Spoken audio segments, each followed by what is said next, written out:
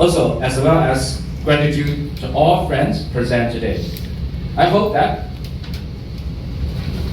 through today's discussion, we can build more common understandings and contribute valuable ideas for the development of China-Indian relations at the new starting point. Recently, the two sides enjoyed frequent high-level exchanges, which sent positive signals for the bilateral relations. Prime Minister Modi visited China again after 7 years, met with President Xi Jinping on August 31st, and presented the Shanghai Cooperation Organization SCO Summit in Tianjin. The two leaders reached new important common understandings and agreed to view and handle China-India relations from a strategic and long-term perspective. They agreed that the two countries should keep to the overarching direction of being each other's cooperation partner instead of rival, and seeing each other as a development opportunity instead of threat. Be good neighborly friends and partners that help each other succeed, and having the dragon and the elephant dance together. The successful meeting charts the right course for improving China-India relations in the future. Mutually beneficial cooperation can empower both countries' development and revitalization. As the two most populous countries and the two largest developing economies, both China and India are at a critical stage of national development and rejuvenation. China is marching towards the second centenary goal. This is 2049. While India is also working toward the Viksit Bharat 2047 vision. The two countries are important trading partners for each other, with bilateral trade reaching $88 billion in the first 7 months of this year. This is the latest figure. A year-on-year increase of 10.5%. So we still gain such a significant growth in our bilateral trade relations. Against the severe challenges that the economic globalization facing today, only by strengthening mutually beneficial cooperation can China and India achieve a win-win outcome and hand-on-hand development.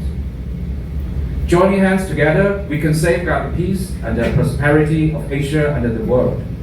The combined economic output of our two countries accounts for half of Asia's total, making us crucial engines for religion economic growth. A sound and stable China-India relationship will serve as an anchor for Asian stability and an accelerator for Asian development.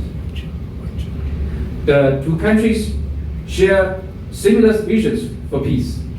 China advocates the building of a community with a shared future for mankind, while India advances the vision of one world, one family.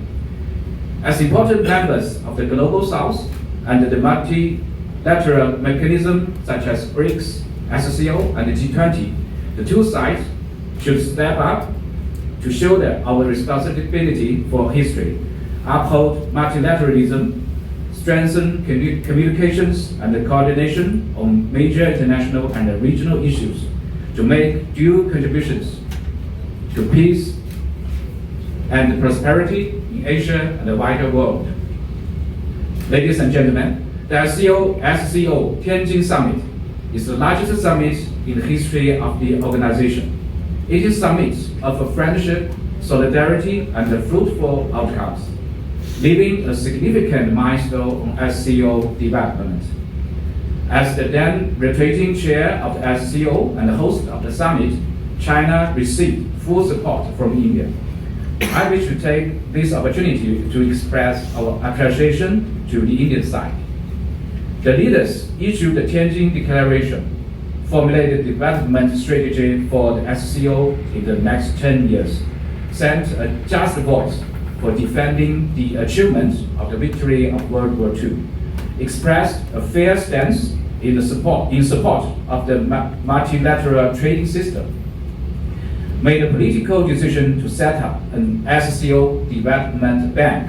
So we know we have a BRIC bank now have renewed SCO development back and prepare new breakthroughs in SCO reform.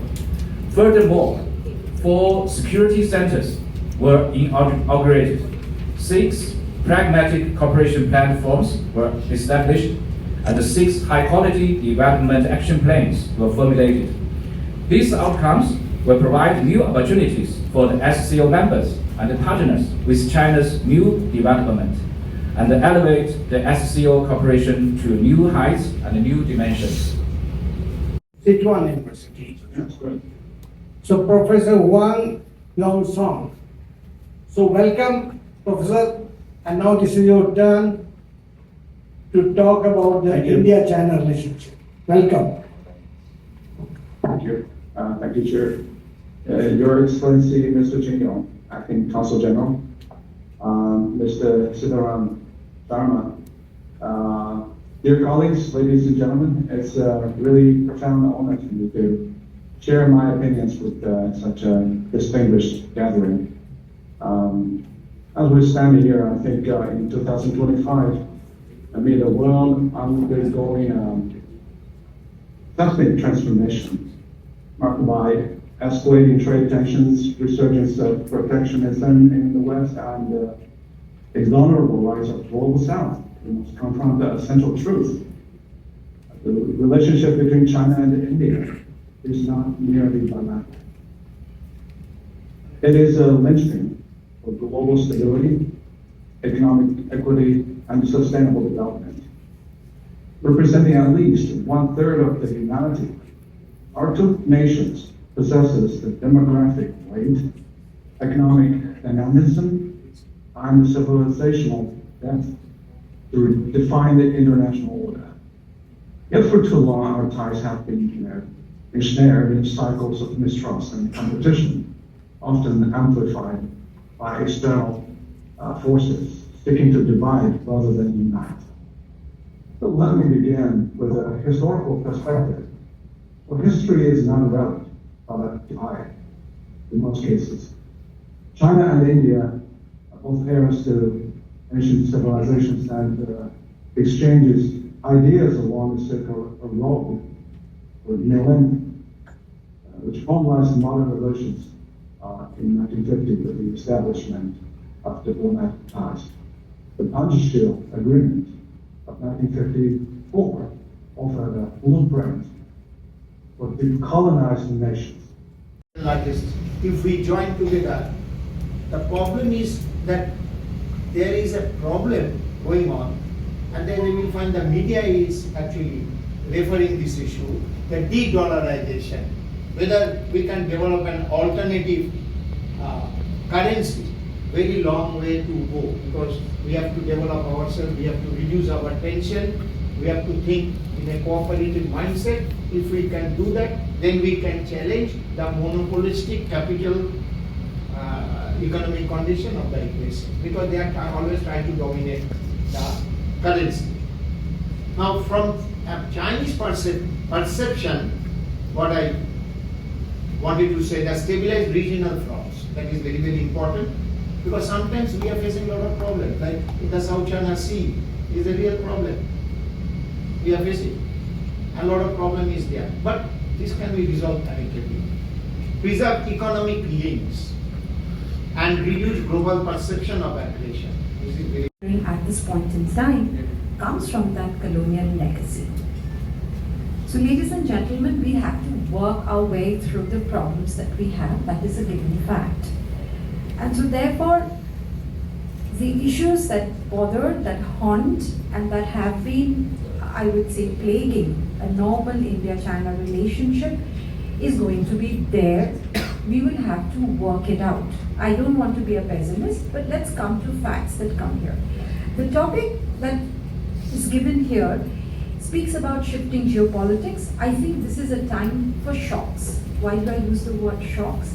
Is because I think humanity has seen a number of ways that they feel insecure.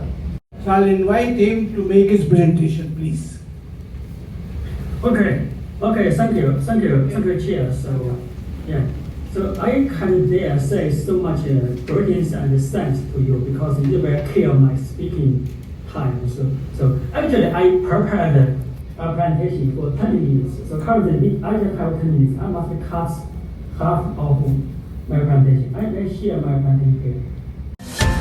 Please don't forget to subscribe our channel and also click the bell icon to get the latest updates.